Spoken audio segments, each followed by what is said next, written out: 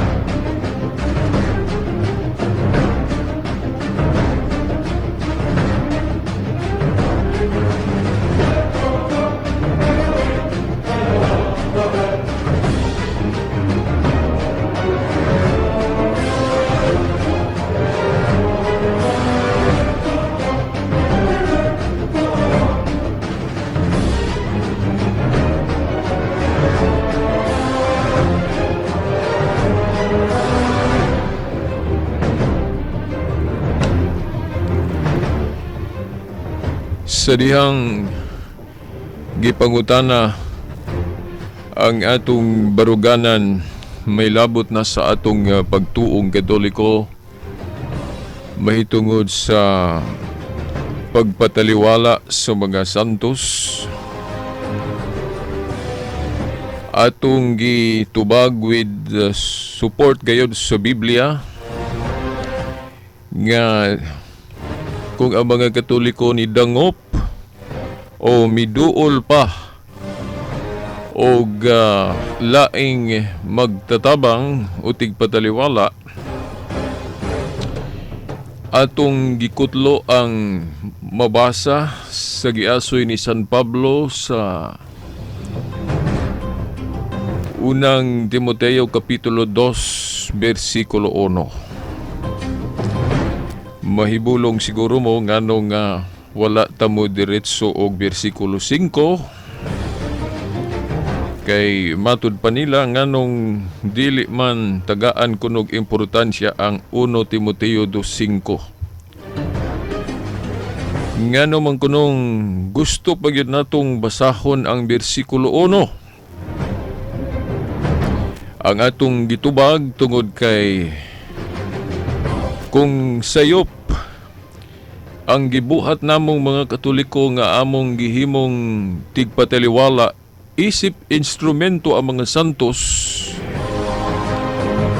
kana tungod kay maklaro man dias bersikulo 1 nga ang pagbaton og tigpataliwala, of course si Kristo ra man gyud principal bugtong tigpataliwala. Ug matud pa nila kung bugtong tigpataliwala si Kristo kanang sa 1 Timoteo 2:5, di mo no kamong mga Katoliko nakasupak po ni ana tungod kay nganong gihimo man ninyong tigpataliwala ang mga santos. Nya ato maning gitubag nga basahon nato ng bersikulo 1 kay mo saludo man tangan na sayop ming Katoliko kung wala ng bersikulo 1. Pero ang bersikulo 1 nagtug-an nga wala mi masayop ng Katoliko. Nga naman, kay kanang giingon sa 1 Timoteo 2:5 nga si Kristo ra ang tigpataliwala nga bugtong principal, kay siya ra gud mo'y namatay nga ang iyang kamatayon para sa kabayranan sa itong mga kasalanan.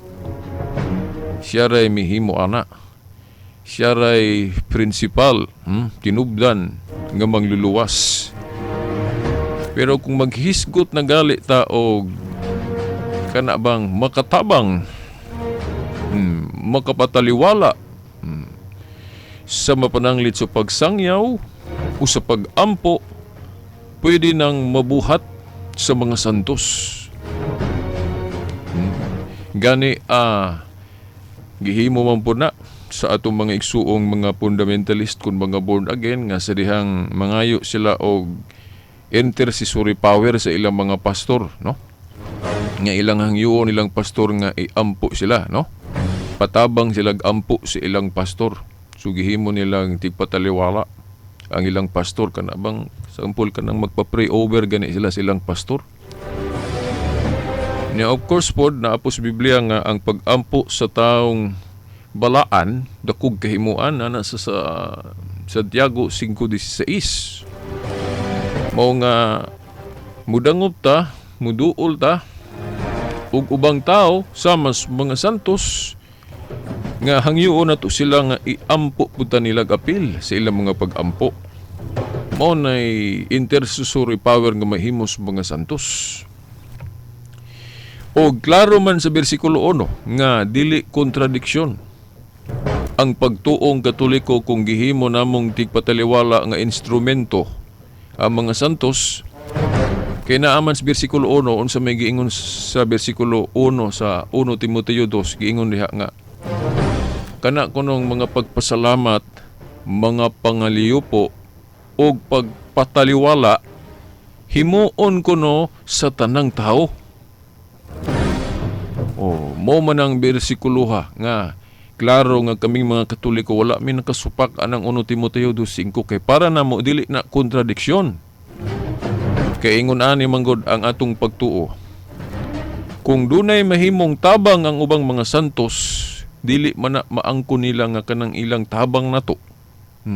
Hawa sa pagpataliwala ni Kristo. Di man nato nga ang grasya nga naa nila kung doon naman sila mahimong tabang nato tungod na ni Kristo.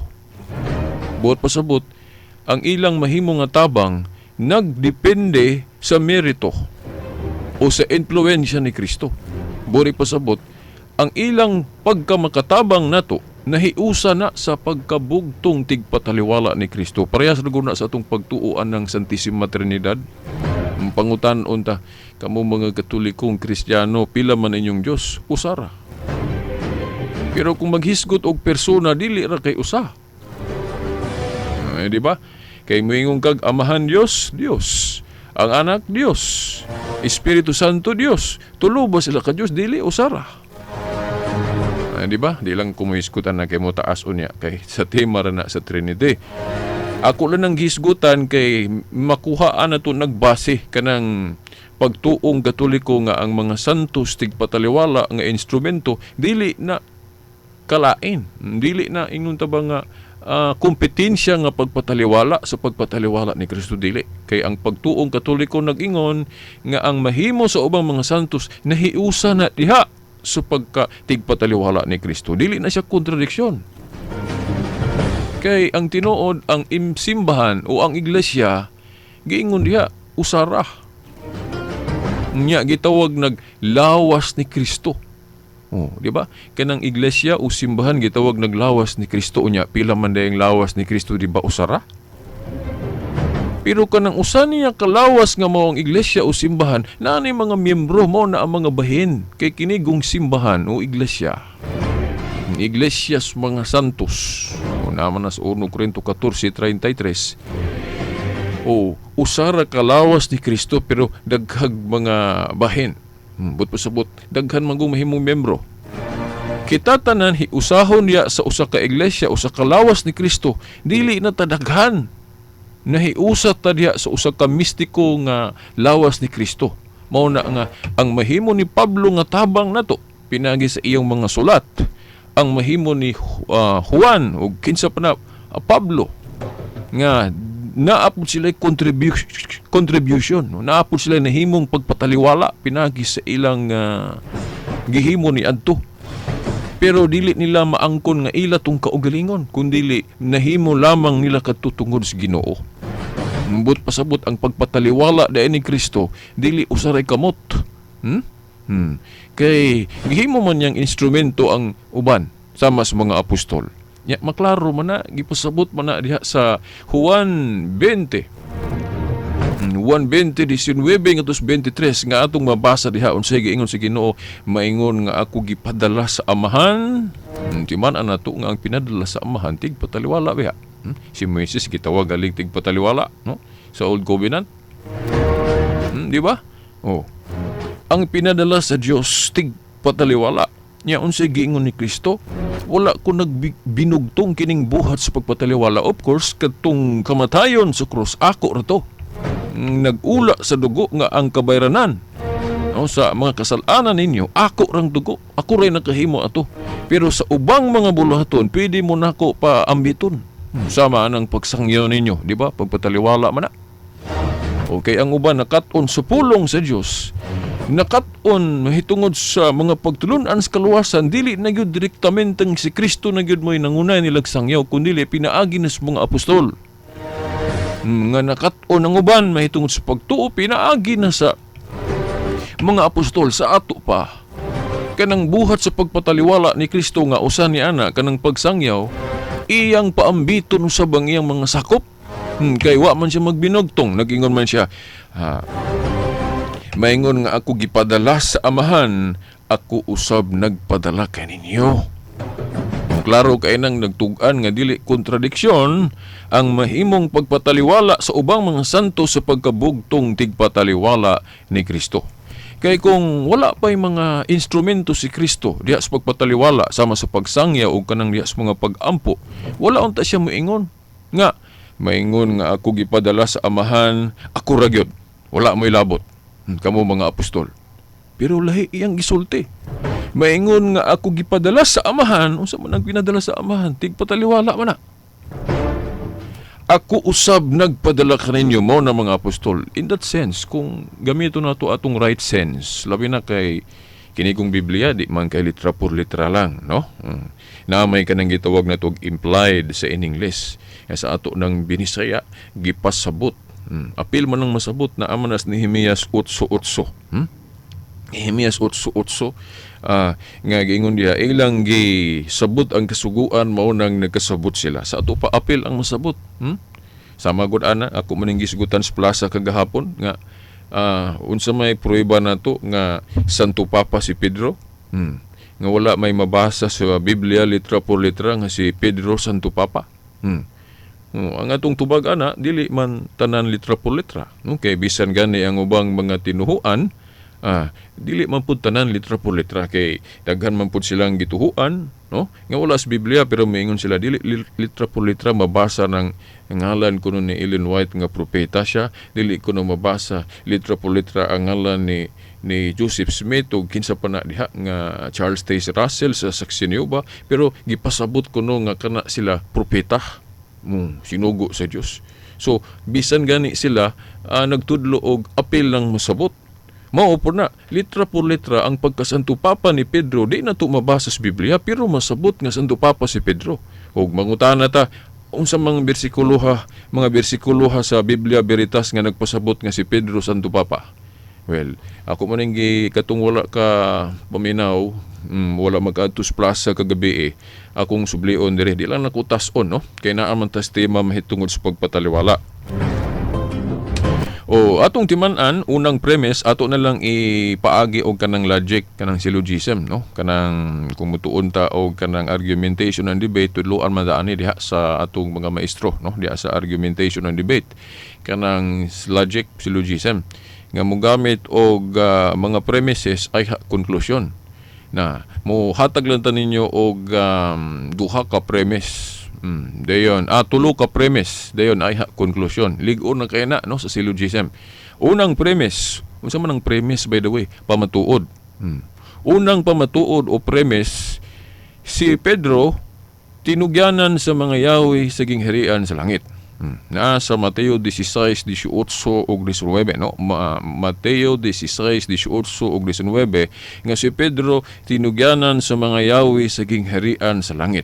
Mao nay unang pamatuod o nay unang premise. Ikaduhang premise, kanang tinugyanan sa mga yawi sa gingharian sa langit o kanang tinugyanan sa yawi matud pa diha sa pinadayag 3:7 tawagon kana og balaan o santo o holy. No, actually, ang nagkupot gyud si Yahweh o ang otoridad gyud si Kristo man, siya man gigahawid anang Yahweh. Kay kanang Yahweh god nagpasabot man nag-authority o otoridad o gahom.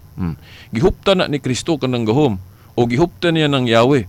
Then kana kunong naghupot si Yahweh, tawag nag-holy, basahara gud ng pinadayag 3:7. Nga ang nagkupot si Yahweh tawag og balaan o santo, di ba? O mo na ikaduhang premise nga ang tugyanan sa Yahweh tawgon og santo o balaan. Pero naman to'y nag-ingon bitaw nganong kung gitawag nag santo si Pedro mo inana og kana pong ubang mga santo papa nganong i-canonize pa man ingon nga santo nakahinumdum jud ko ana. Oh. Well, ang simpleng mubong tubag ana kana agong pagsantos sa tao dili man kanang kanonisasyon ako nang yung timan-an no bisan mga Katoliko ani wa kasabot uban no dili pud tanan no hasta po ng mga kanunay pangatakis Katoliko nga mga mensahero nga dili Katoliko matud pa nila ang pagsantos kuno sa tinuoang Katoliko kanang kanonisasyon wrong di na mao kay ang nakasanto sa tao dili man kanang kanonisasyon kay kanang kanonisasyon pagdeklara lang na nga nagtuo ta nga tinuod yun na sa Universal Church dili kay ang canonization mao'y pagsantos sa tao dili kay sumala sa Biblia ang santos kanang nagbuhat sa mga pagtulunan sa Dios kanang mga buutang tao nga naghimo sa pagtulunan sa Dios mao nay santos mao nay biblical definition sa usa ka santos so bisan pagbuhi ka santos na ka pero dili lang ta magtawganay og santos samtang buhi pa ta kay kitago mga tao dili man gud ta kasiguro kay dili man ta Dios nga panalitan ako mayong kabuutan ka dili ko kasiguro nga buutan gyud ka kay basin biyag na kay nabuhat nga walang ko kita nga daotan nga ang Dios ray nakahibalo gyud sa imong kasantos mo nang dili ta magtawganay santos samtang buhi pa ta kay di man gud tang kasiguro gud sa ang pagkatao sa atong kaugalingon pero mao na ang santos unya ang simbahan sanglit naa siya gahom nga gihatag sa Ginoo nga na no gihuptan man na ni Pedro gali kanang mga Yahweh siging herian sa langit gitugyan adto niya kanang mga Yahweh mga gahom na gahom sa himog balaod gahom sa pagpamasahilo og sala ug unsa pa na nga gahom nga naa diha sa atong simbahan pinanguluhan sa atong leader nga mao nang Santo Papa mao na nga sila pwede sila anak mo deklara kung dunay tao nga estudyuhan ng iyang kinabuhi kung tinuod ba gyud sang santos pananglit na grupo sa mga Katoliko nga moingon nga kana si kuano si Padre Pio matay dili man gyud malalis ng iyang kabalaan kanang iyang example nga gihimo atong hangiyon ng atong obispo ug ang atong mga kardinal Santo Papa nga ato ni siyang ipailag yun universally nga tinuod yun na siyang balaan no parang ang kita dili na ta magduda gyud ug unsa gyud na siyang tawhana ang simbahan adunay gahom sa paghimo ana nga mopaila nga ang kasantos ni anang tawhana dili gyud malalis mo nang ideklara i-canonize nya dili kanang canonization mao gyud gasantos sa tao dili oy ang Dios mo'y gasantos sa tao pinagi diha sa pagbuhat sa kabubuton sa Dios nya ang Dios ra gyud may nakahibalo ana nya sanglit ang simbahan nga tinuod na aman ang Espiritu Santo kay nabubo man ni adtong Pentecostes mao nang sa giya niya pwede niya nga moingon siya nga estudyuhan nato ning kinabuhi ni Trapulano o ni Padre Pio o kinsa pa ni Mother Teresa basta klaro ganin kayo di lang ko mosaysay din unsa kay mga mechanics anang pagdeklara o pagcanonize og santos kay wa po ko'y kopya dire masipyat niya ko basta akong iklaro ninyo kanang pagcanonize dili na pagbalaan no mo'y paghimong balaan sa usa ka Katoliko kundi pagpaila lang na pagdeklara sa nga dili gud malalis ang kabalaan sa maong tao dili man no kung magisgot gatag canonization sama aning Biblia kining Biblia nato nga 73 ka libro resulta man is canonization di ba kining Biblia nato mayon tag pila ang canon of scriptures Katoliko nganong gitawag mag canon of scripture but pasabot nga gituhuan sa Katoliko nga linamdagan pila ka libro niya gipaila pinagig mga konsilyo sama ni adtong Council of Hippo 393 Council of Carthage 397 ba to kung wa ko malimot no ug uban pang mga konsilyo nagpaklaro nagdeklara mo na nagpaklaro nga kining mao ning mga libruha ang linamdagan sa Espiritu Santo so katong council katong pagdeklara pinaagig mga konsilyo dili to mao ang naghimo nag-ingon nga sa dihang pagdeklara sa simbahan nga kining libro ni Juan ug kang Mateo tinuod yun ning linamdagan sa Espiritu Santo Dili kadtong council mo'y nagbalaan ato nga mahimong malinamdagan sa Espiritu Santo. Ang council nagdeklara lang to, nagpaila sa tibuok Katoliko, sa tibuok mga Kristiyano nga kini tinuod yun nga linamdagan sa Espiritu Santo. Mao na pagdeklara, mao na kanonisasyon. Dili kay kanang pagkanonize mo'y pagsantos. Mao nang kanang giingon sa uban nga dili kuno ka masanto sa Katoliko kung dili ka i-canonize, misnomer na, no? Walay pagtulunan ng Katoliko nga kanang canonization of saints pagsantos na o paghimo ng santos sa usa ka Katoliko. Kung dili kanang canonization pagpaklaro lang na o pagpadayag, pagdeklara nga kanang tawhana, kanang Kristyanuha tinuod yun nga santos. Ug nganong naigahom ang simbahan ana tungod kay gibubuan siya sa Espiritu Santo sa adlaw sa Pentecostes nga mao manggaling giingnan siya diha ni Kristo, ang inyong idili diri sa yuta, idili nako sa langit, ang inyong itugot usab. No mo na balik ta didto sa tigpataliwala.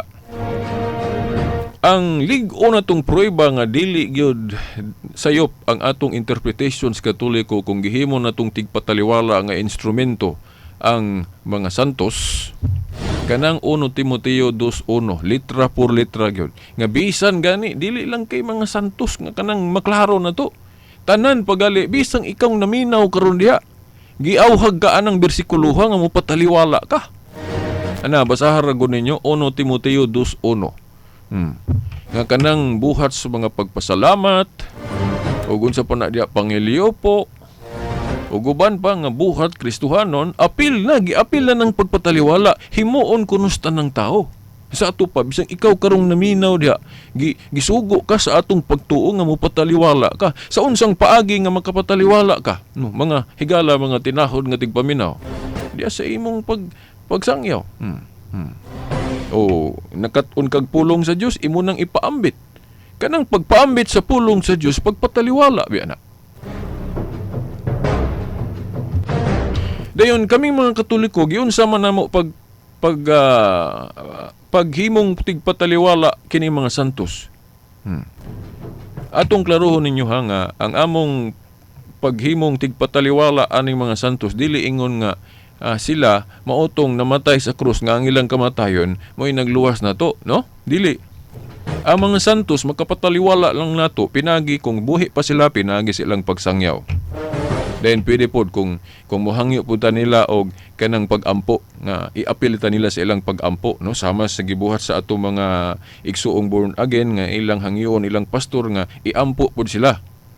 Mao na pagpataliwala. So ang pagpataliwala mao nang pagsangyaw ug kanang pag-ampo. Akong ipaambit og subli katong akong experience ani, no, sa katong dito pa ko nagpuyo sa Victoria Country Homes. Nga giinbitar ko og usa ka Bible study, no, sa usa ka pamilya nga kanhi born Katoliko pero nabalhins born again. Giinbitar kay apologist naman kung Katoliko ni atong higayuna, giinbitar kog Bible study. Ug usa sa among nahisgutan kanang pagpataliwala sa mga santos. Unya ang akong gigamit nga argumento mao ni giunsa nako pagpasabot tong pamilya nga kanang pagpataliwala sa mga santos dili na kontradiksyon anang 1 Timoteo 2:5 nga usaray bugtong tigpataliwala nga mao si Kristo. Akong nakauna-una ako, salamat sa Espiritu Santo nga nagiyahan ko nga nagingon siya nga tanawa Brad, unsa ka kana bang epektibo nga modretso ta og ampo ni Kristo, niingon to, no, si sister, no, di lang nako hinganlan. Niingon si sister, no, kadtong ikaduhang ranggo sa mong pamilya, no, bali inahan. Niingon siya nga tanawa Brad, unsa ka epektibo kung modretso ta og ampo ni Kristo, dili na mohapit pag mga santos. Ako ang akong anak gihilantan, init kaayo. Dayon nagampo ko sa Ginoo nga unta mahuwasan siya sa iyang hilanat ug maayo siya. Unya Brad, wa ginamabtig dugay sa dihang nagampo ko diretso sa Ginoo. Gipaningot ang akong anak nahuwasan, nawala iyang hilanat na tanawa. pagka-epektibo kayo nga modritso ta og ampo sa Ginoong Hesukristo nga di na mo sangpit-sangpit og uban pa mga santos. Unsa akong gitubag niya ingon ko, praise the Lord, sister. Tingala siya nga nung nag-praise the Lord ko nga katong iyang argumento pag atake man to sa akong pagtuong Katoliko kay matud pa niya unsa ka epektibo nga modritsos Ginoo dili na mo hapit og santos. Tingala man siyang nag-praise the Lord ko. Ingutahan na siya nga nung nag-praise the Lord man ka nga atake man sa imong pagtuo. Para-praise lang niya nako ha para maklaro ganinyo. Ako siyang giingnan nag-praise the Lord ko sister kay ang imong gibuhat pagpataliwala na sa kaayuhan sa imong anak kay kanang imong pag-ampo dili na para nimo para na sa imong anak di ba nakapataliwala ka. So wala siya katingog malandong siya kay saan niya pag-repute kay mo tuod ang iyang gihimo nga pag-ampo para sa iyang anak dili para niya mayon ta tuog katong iyang pag-ampo para niya unya para man sa iyang anak di ba nagpataliwala siya.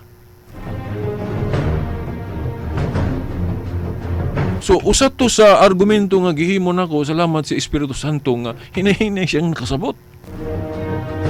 Tuod, no? Mahimo man day nga kita nga mga Kristiyano makapataliwala. Ay, of course, giingon guna ni Pablo kana dayng 1 Timoteo 2:1 nga kita tanan gisugo sa pagpataliwala. Dili na kontradiksyon sa pagkapagbugtong ti pataliwala ni Kristo kay in the first place, klaro kay na nga kitang mga Kristiyano gitawag tag usa ka lawas ni Kristo. Mo nang dili na